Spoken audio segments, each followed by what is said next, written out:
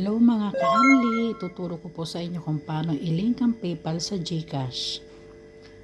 First, mag-login muna po tayo sa ating GCash account.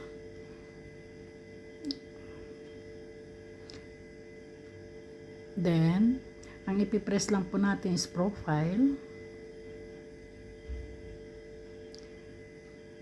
Pindutin natin yung link account. Then, press natin yung PayPal. Then, ilagay po natin yung email natin na ginamit natin sa PayPal. Then, next. May lalabas na ganyan kasi nakapag-link na po ako. Ginawa ko to para ituro sa inyo kung paano po yung pag-link. I-press lang natin yung OK. Then, pindutin natin yung authorize.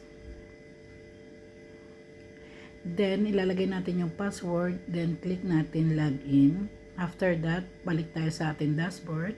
Pindutin natin ang view all. Then, hanapin natin yung cash in. Kung may laman yung mga PayPal nyo, automatic po yan. Pag pinindot natin yung cash in, pag pindot natin sa PayPal,